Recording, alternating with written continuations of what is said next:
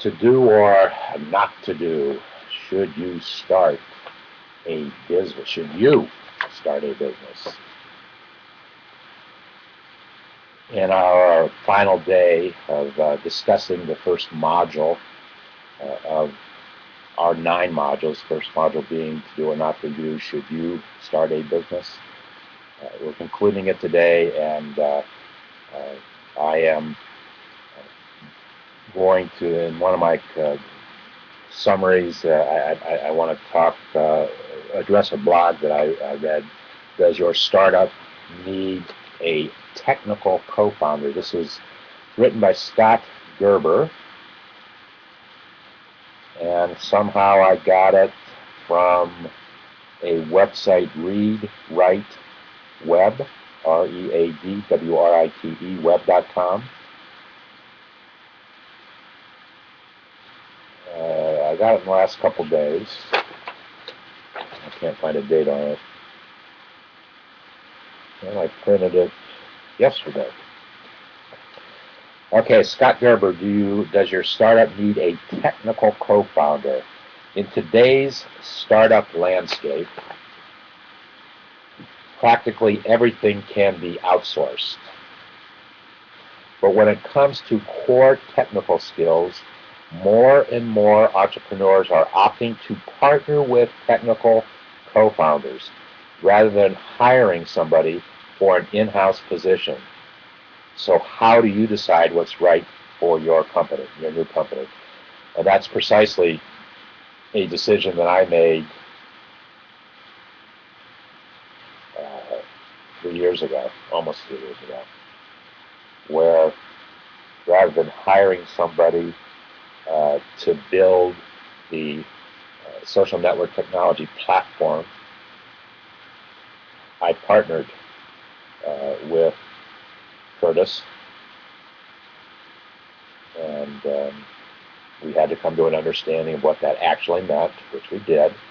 But Scott raises a great question and goes on to say, to find the best way to integrate core technical skills into a startup, we asked 8 successful young entrepreneurs from the Young Entrepreneur Council whether startups needed tech-oriented founders. And here's a picture of the 8.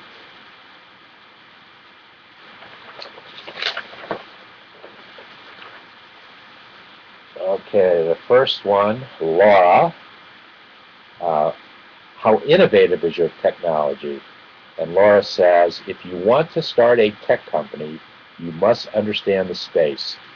You don't need to be a developer, but at minimum you need to have a background to know what traits a superstar developer has. It also depends on how innovative your technology is. In our case, Curtis is a developer.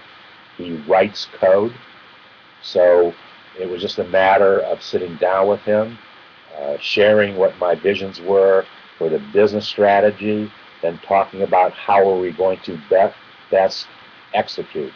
So there are literally, well, the last time we had a discussion about it, he told me there were 30,000 lines of code that he wrote from scratch, that he created, that drives different things within the community. And that was about, oh boy, about 8 or 9 months ago. There might be 50,000 lines of code that have been written to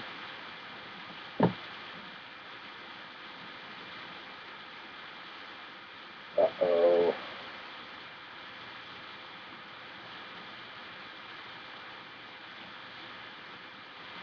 Oh, there we go. Oh, I lost it. I got to get it back. For our YouTube folks, I lost our live connectivity. Something happened. There we go. We're back.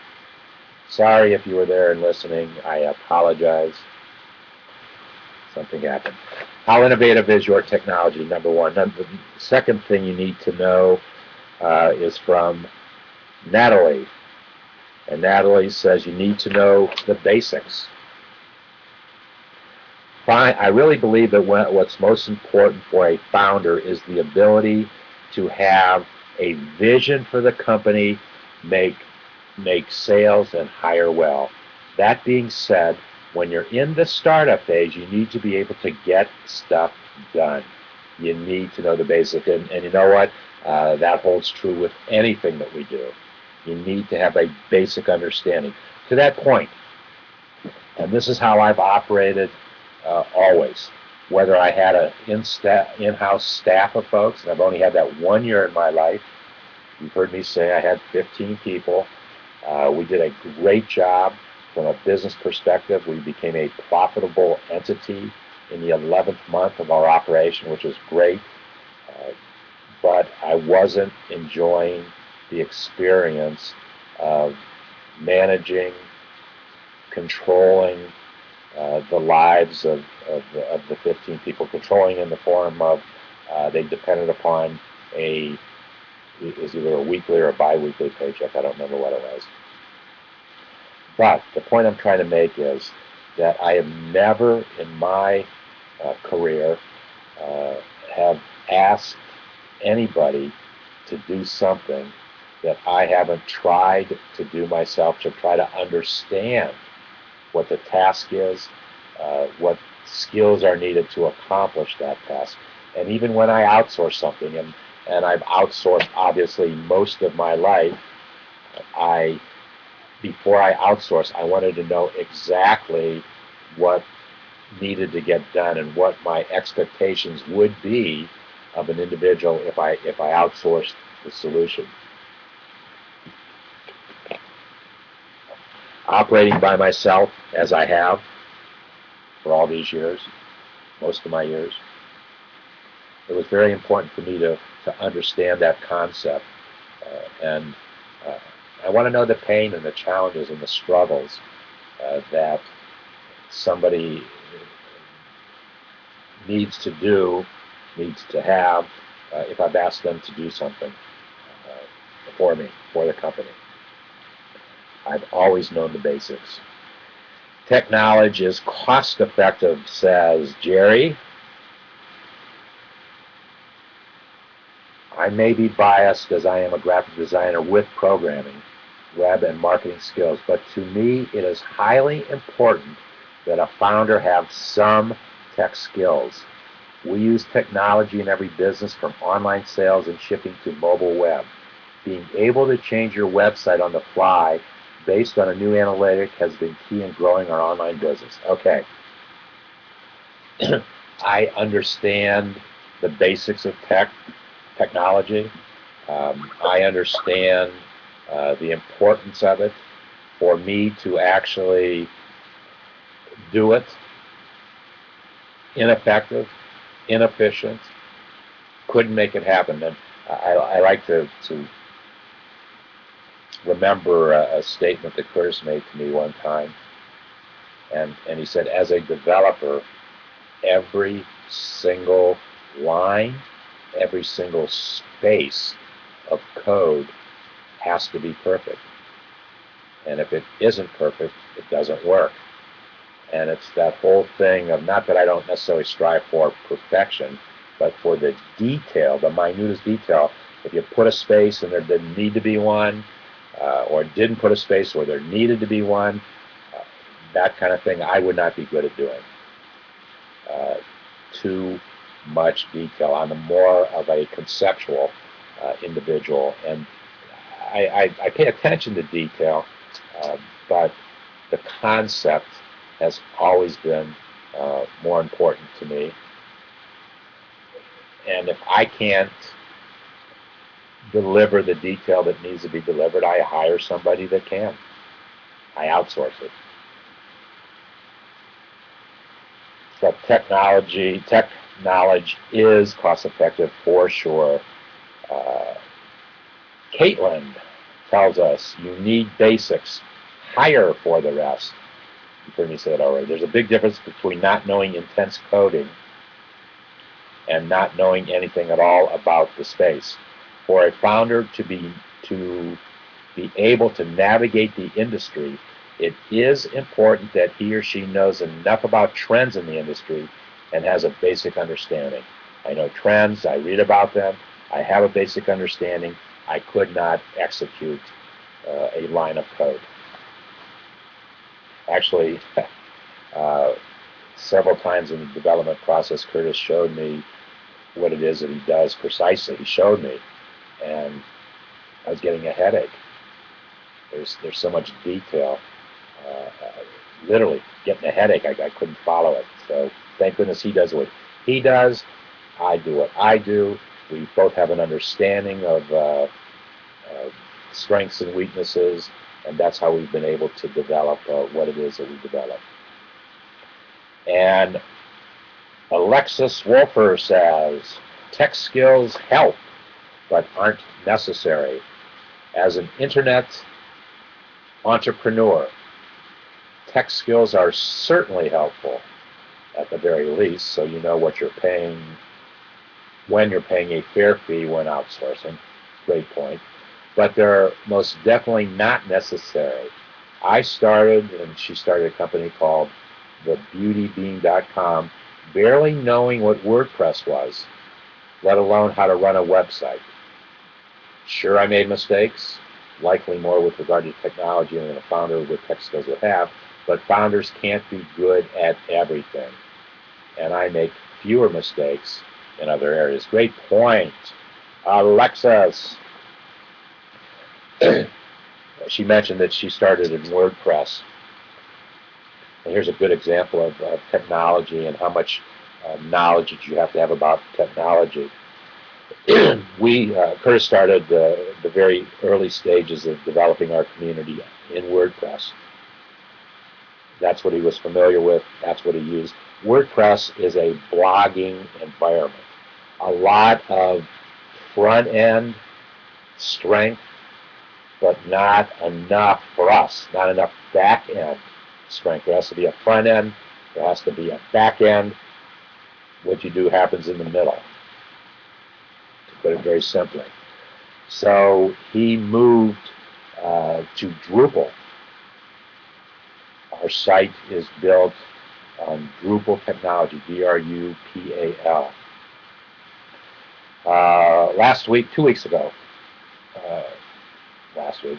I went to a SCORE, S-C-O-R-E, seminar on marketing. Digressing for a moment, you've heard me talk about SCORE, S-C-O-R-E. SCORE is an outgrowth of the Small Business Administration. SCORE is a group of volunteer retired executives who have anywhere from 20 to 30 to 40 years of experience in different aspects of business. So they're very knowledgeable, very resourceful. I encourage you to seek SCORE seminars in your market. All you need to do is Google score.org, SCORE.org.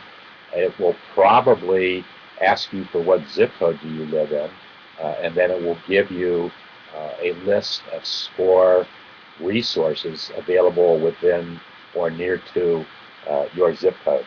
But I went to the SCORE, it was on marketing, so the concept of marketing obviously caught my attention. I didn't go to necessarily learn. I went to see what a SCORE seminar on marketing really was all about. It just so happens that the particular theme that day was about website development. And the woman who presented was the CEO of her technology company, and she developed websites. And she was also an applications developer, so not just plug into a template. She is a developer, just like Curtis is. She writes code. And she made the point during her presentation that she uses WordPress. So she kind of caught my attention. I wanted to hear why she uses WordPress. So SmallBizDavid raised his hand and asked, well, are you familiar with Drupal?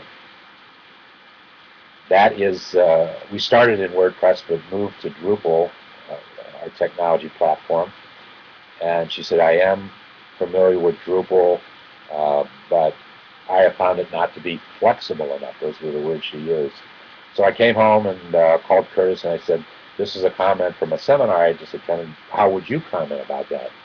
And his response was, obviously, she's never really used Drupal because WordPress is more about the front end of what is happening, and Drupal is more the back end as well as the front end. Oh, I froze on Stickam technology. It froze. I am sorry, Stickam folks. We lost signal. We lost connectivity. I'll finish directly on YouTube.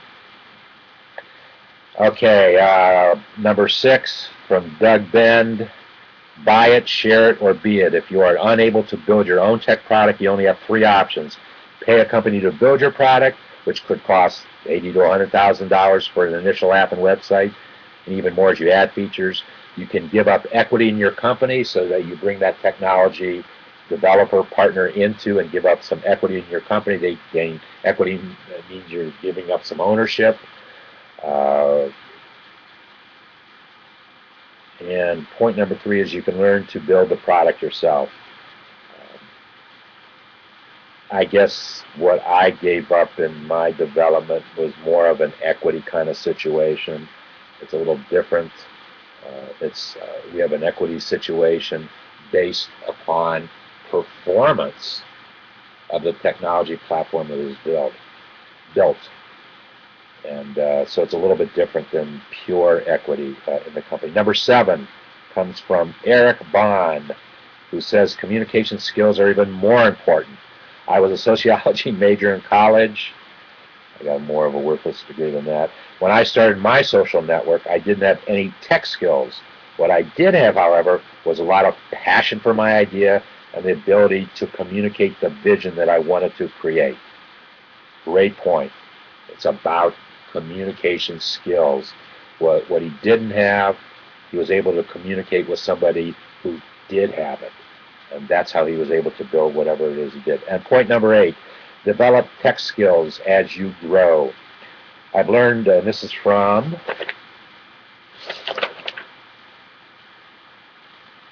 Thursday Brand. That's her name, Thursday Brand. Thursday says, I've learned most of my tech skills on the job. Currently, I'm teaching myself to program in Python. Don't know that program. I've been in business for years, and I'm always picking up a new skill set. You don't need too much in the way of tech skills right out of the gate. You learn a lot of sheer self-defense as you go along, especially if you need to judge the work of technical hires or sell a technical product.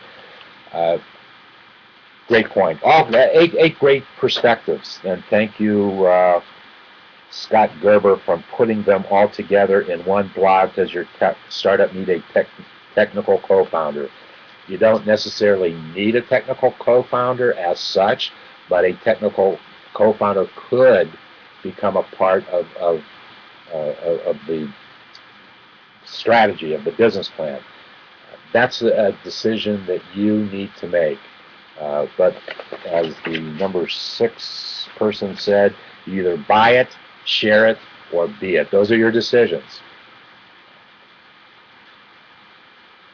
The important thing to take away from this is that if you are starting up a company today, understanding technology is critical. Technology creates the level playing field that we all need, and it makes it a little bit easier as we start our business. To do or not to do, should you start a new small business?